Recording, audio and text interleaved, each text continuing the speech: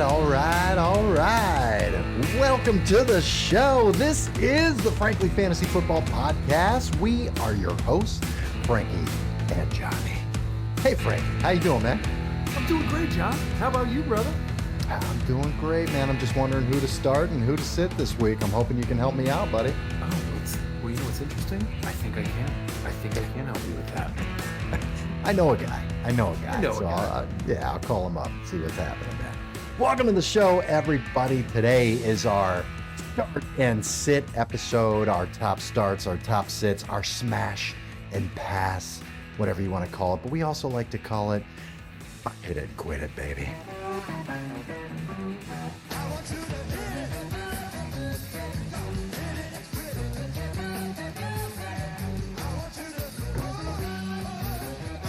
Oh, yeah. I want you to, yeah. All right, Frankie, let's talk about, I love playing it twice. That's what I do every single week. I know. Every week. You'd think I'd figure it out by this time. I'm a big dumb animal, aren't I, folks? So, Frankie, why don't you review with us? You had a few bangers last week. So why don't you how'd you do last week? Let's just let everyone know. You're not just throwing names out there. How did your hit last week? We crushed it, baby. We hit it, and we hit it some more. Guys, the number one start for us last week was Adam Thielen. We called it. He killed it. Number 5 receiver on the year. Was an awesome, awesome start. We also said, why don't you fire up Kamara? Why don't you fire up Mostert? You should probably fire up Kyren Williams and Jordan Addison, as well as James Cook. Guys, we nailed all of them. Very, very good starts. And then, John, we also said, here's who you should sit. You should probably sit their ass down. And it was Dameon Pierce against that of the New Orleans Saints. We said it last episode. He was cold as ice against that of the New Orleans. Then we said, hey, why don't you sit the Giants receivers? Just kind of all of them. And it ended up being a really good idea if you listen. Tyrod Taylor came in. Yeah, it was interesting. He actually looked kind of decent, but the receivers as a whole, there has not been one true standout this year yet. And if Wan'Dale Robinson is the closest, I don't want to fucking part of it. And John, we also then said, you need to sit Dalvin Cook. Guys, Dalvin Cook, you don't just sit him. I think you can drop him. It is getting to that point. So we did very, very well, John, this past week. All right, well, looking to the week ahead, we do have the Bye-pocolypse is upon us, guys. Week 6 buys here. We've got the Panthers, the Bengals, the Cowboys, the Texans, the Jets, and the Titans all on bye. Ooh, with the injuries we talked about on the episode Wednesday, with these buys this week. All right, man, we need your help. We need you, Frankie. You're Obi-Wan Kenobi. You are our only hope right now. Obi-Wan Frankie, you're our only hope right now. All right, so what do we got here, man? I mean, who do you like? Kick us off.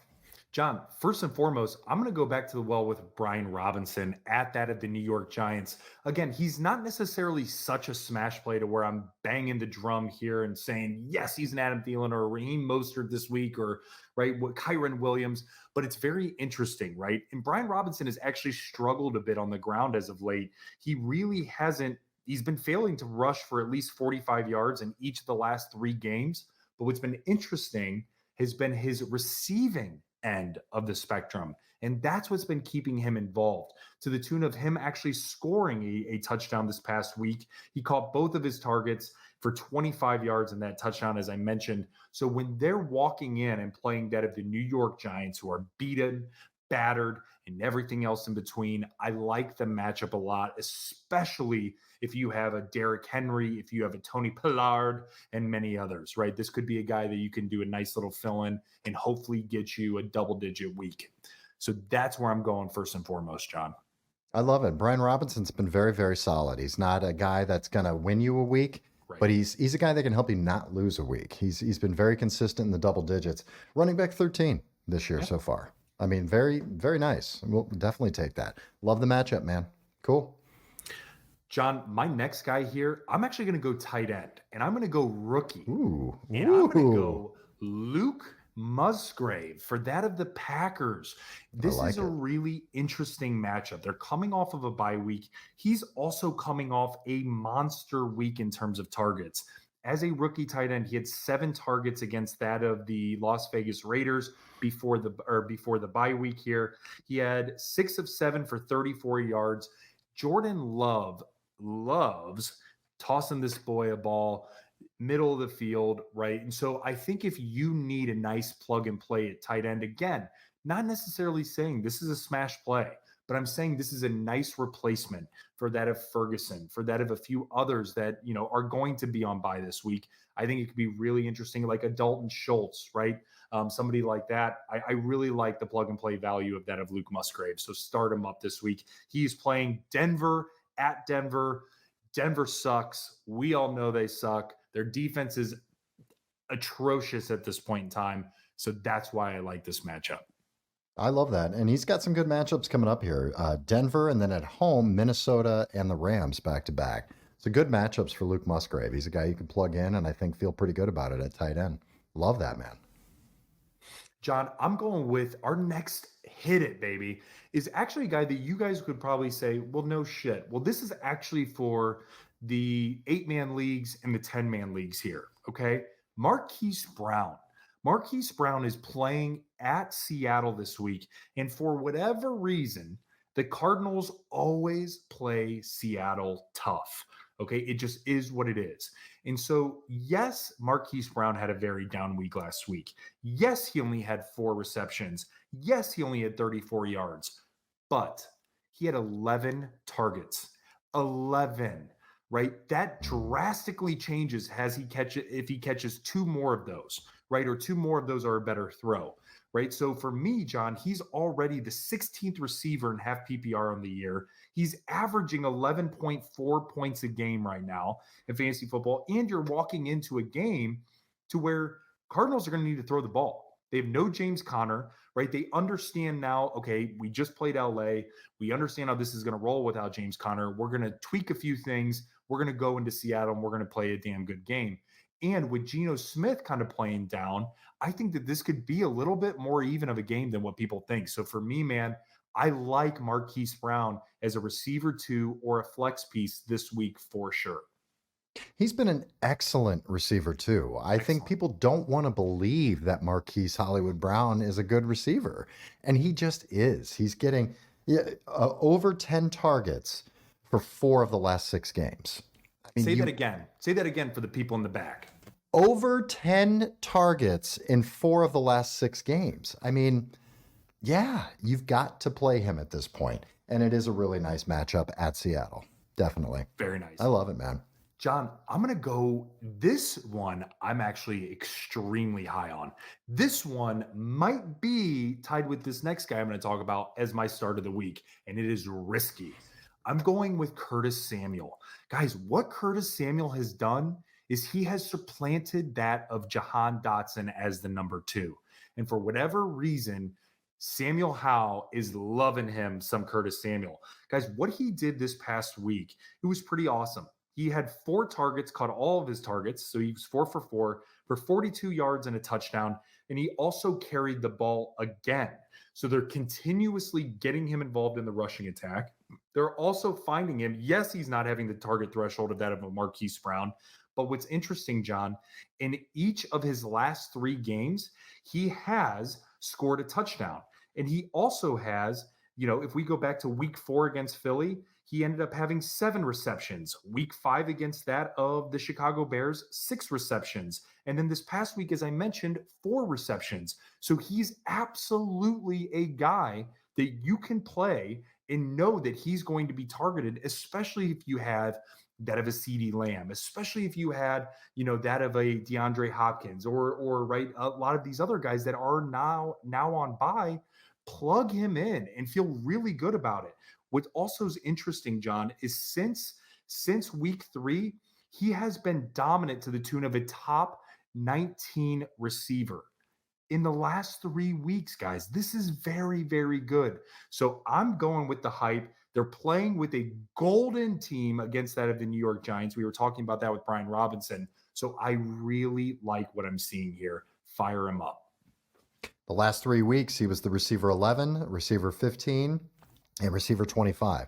He's low-end wide receiver 2 in my mind, but this is a guy that has emerged We've seen a pattern now over the past couple of weeks. You cannot ignore this. And when you've got 6 people on bye and you've got other receivers that are hurt as well, great option to plug in and play. And a guy to sit on for a while. It's a guy that you'll be able to use throughout the season too. Yeah, I love it, man.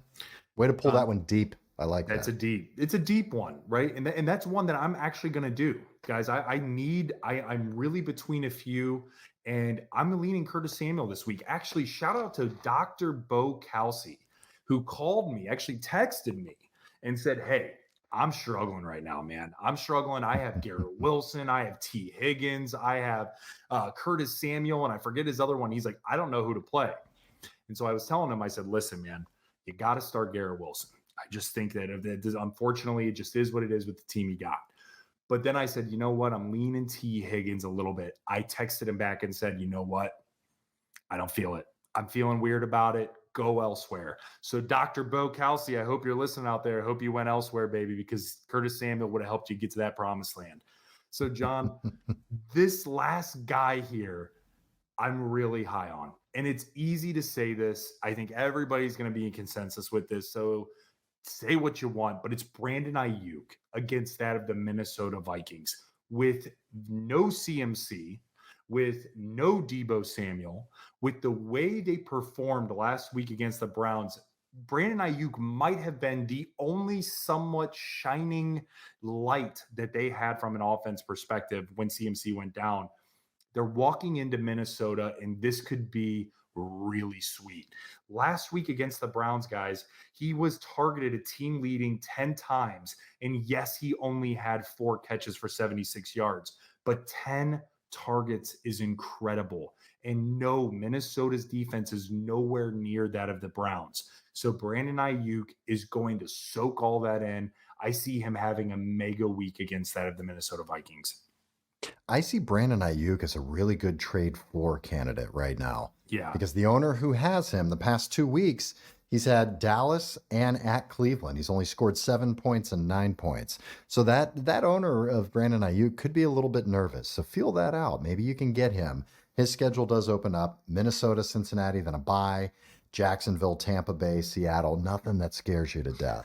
Brandon Ayuk is the true real receiver. Deebo he's cool as hell. He's an amazing player. He just does very different things. Brandon Ayuk is an actual true receiver. Yeah. And you could tell that's where the 10 targets. The week before that with Dallas, 7 targets, so he's getting the targets, he's getting the work. Better defenses, softer defenses to come for the 49ers. And when they're a little banged up like this, you're right. They are going to go towards Brandon Ayuk. He's going to be the guy to get the ball. Deebo could very well be, with his injuries day to day, Deebo could very well be, end up being like a kind of a decoy, totally. Which would leave Brandon Ayuk wide open. So very interesting. Love it, man. Absolutely. John, we're going to flip gears, and I'm going to tell you who we're going to be sitting this week. And first and foremost, this one's easy to me. It's the entire running back core for the Baltimore Ravens. They are playing the Detroit Lions. Guys, welcome to the fucking show with Detroit. Their defensive line is absolutely legit. Absolutely legit. And what Baltimore Ravens have done is they have created this group. It's this, there's no singular piece in this running back core that's doing much. You look at Gus Edwards, John, he only had 41 yards on 16 carries. Then you look at Justice Hill, and in face value, Justice Hill was running the ball really well and really hard, but he only carried the ball 8 times for 35 yards and had, he caught 3 passes for 0 yards. And so what I'm getting at is, they're not playing the Tennessee Titans this week. They're going to be playing the Detroit Lions. So for me, even with the Bye-pocolypse happening, I am not trusting any of these running backs right now until further notice, until somebody kind of sifts towards the top. And then, oh, by the way, Keaton Mitchell, or that rookie that's coming back, is now healthy. So it just adds into the chaos of this backfield, John. Yeah, with the Ravens, it seems pretty cut and dry to me. I mean, if you have 0 options at running back and you have to throw one of those guys out, fine, that sucks. I don't recommend it. But you're looking at Lamar, Mark Andrews, and Zay Flowers. Zay Flowers is a startable piece now. I mean, he's clearly emerging as the number one target for Lamar, but those are really the only three options. I would stay away from everything else. Agreed. John, I'm going to really enjoy this one here. We're sitting Jonathan Taylor against that of the Browns. Okay. JT sitting his ass. JT has not looked super great. And I guarantee it's because he's still getting his legs underneath him. It takes time, right? When you are not with a team, when you are not getting hit, when you are not running these routes, and when you have these grown men coming to kill you, it takes a minute to get your legs underneath you. This is not the week that you want to bet on JT to get his legs underneath him. What we have seen the Browns do is dismantle teams, not just be good. I'm talking about completely taking them out of the question. When you start looking at outside of that first drive with CMC, other than that, he did nothing. When his backups came in, other than Jordan Mason there on the 8-yard line, okay, we'll give it to you. Other than that, you did nothing. The Browns' defensive front is so scary right now against opposing running backs. I wouldn't even start that of, Saquon Barkley healthy against them right now. Derrick Henry healthy against them right now. So I would absolutely level set expectations on JT. If I'm being completely honest, I even like Zach Moss a shade more. And I say that because he has his legs there. I'm not saying I'm expecting anything big, but he's also been a little bit more active in the receiving end. So I think that if you have to lean one way or the other for just this week alone, sway a little bit more towards Zach Moss. I really just would go away from JT because they might try to feed him a little bit more. And I don't see this being a good game plan, especially with Gardner Minshew at the helm. I don't think they should feed him more this week. I think this is why you've got Zach Moss, right? Yep. Why risk JT at this point? You just paid the guy. Why risk him at this point? If that first quarter goes south very quickly and they're not being able to move the ball, I would keep Zach Moss in there and I would be sitting JT as a coach and as an owner, a GM. I would do that. You've got a much bigger investment there, and why risk him? He's still not 100% healthy. So I agree with you. Do not start him. I wouldn't want to start really anybody on this Colts team this week. I mean, maybe you can get some points out of Pittman, maybe, but man, this Browns defense has been shutting quarterbacks down, man. It's going to be rough. It's going to be really rough. I will be at that game, so I am very excited. Wearing probably this, actually. Love it. Yeah, let's go. I'll be rooting for the Brownies in Indianapolis, close to home. Let's go, baby. Let's go. John, I'm glad you brought up Michael Pittman Jr. because guess who's third on this list? It's Michael Pittman Jr., baby. Dude, you can't with Gardner Minshew throwing the ball. And Gardner Minshew's not bad. Like, I want to be crystal clear when I say this. He's not a bad player. But, man, there is a difference here. I mean, when you have Miles and Zadarius Smith salivating, knowing that he is a one-dimensional player. It's not Anthony Richardson that they might have to worry about running and they have to spy him with JOK, all this shit. Dude, they can just man up and say, guess what? We're coming after you. We're unleashing the titans that are on this defense. And so for me, man, I think this does not bode well for Michael Pittman Jr. Like, I don't see him being completely skunked by any means. I see him still getting targets because he's a very good player. He's actually to the tune the number 17 receiver in half PPR. And he's coming off a very good week against that of Jacksonville. A very good week. He had 9 receptions for 109 yards receiving. Excellent week. Here's the deal.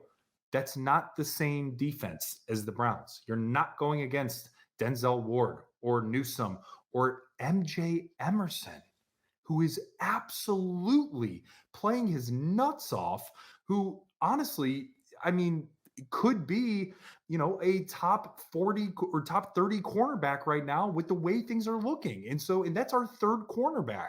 He picked off Brock Purdy, his first interception of the season. First interception. Yeah. I mean, God, that feels good. Oh, I'm just going to bask in that statement for a second. Yeah. With it.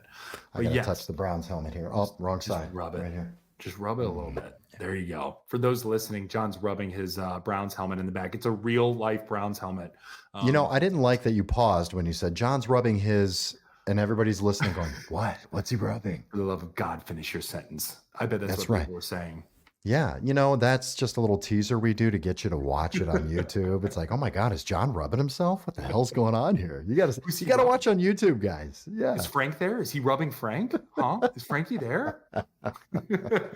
No, guys. So definitely look towards sitting down at Michael Pittman Jr. this week.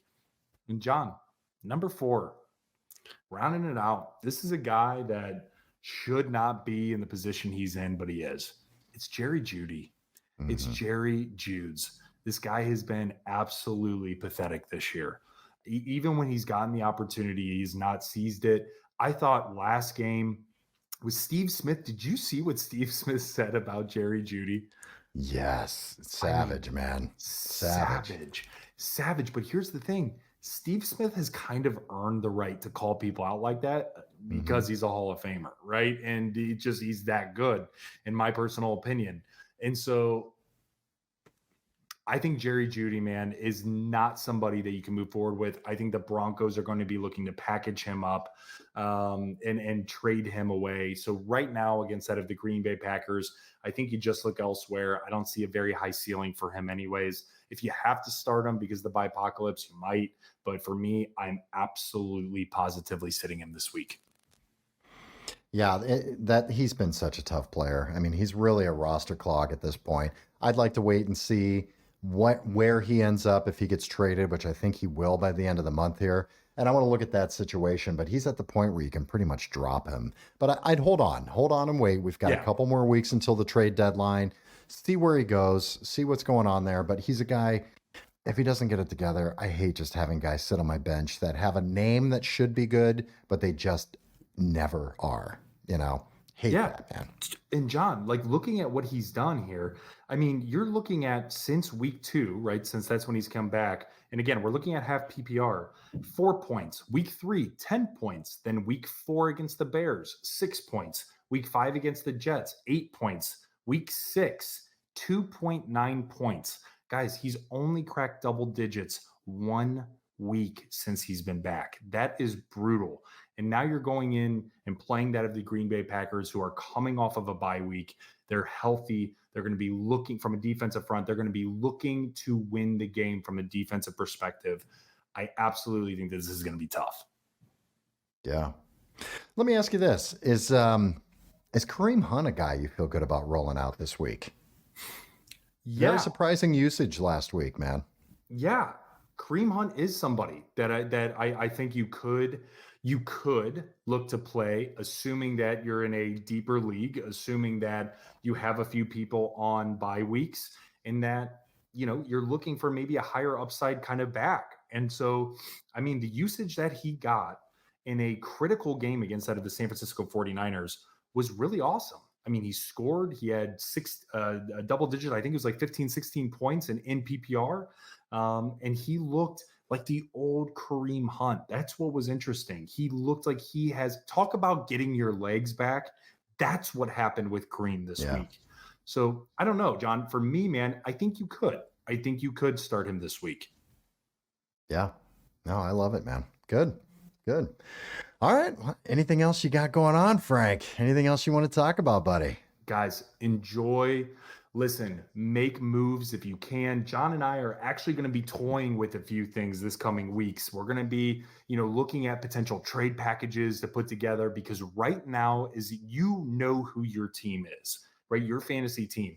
Now's the point in time. If you're 1-5, 2-4, 3-3, 4-2 within that tier, now's the time to start making moves, because you don't want to get too far behind, especially with these injuries. So be paying attention in the next week or so. We're going to be dropping a couple interesting news segments within what we have kind of going on. And also, guys, pay attention to starts and sits. Let us help you win and bring it home. So good luck this week, especially with the Bye-pocolypse. Help us help you. Yeah, and hey, reach out to us on Instagram, guys. Send us a message on Instagram, comment on the YouTube videos, ask questions, start sit advice, ask about trades. We love analyzing trades and whether or not you should do it. Please do that. We love it. Instagram, Frankly Fantasy Football. I know all of you are listening. We get all the stats. We see who's going on. We see who subscribes and who doesn't and all that. I know you're all listening everywhere podcasts are found, but please subscribe to the YouTube channel as well at Frankly Fantasy Football. Have a great week, everyone. Good luck. Frankie, good luck to you because I'm playing you this week, my friend. Yes, you are. And you will probably dominate me in this league. You're going through the buzzsaw. Johnny's got a hell of a team in that league. Frankie, I have one thing for you. What's that? May the fantasy gods smile upon you. Bye.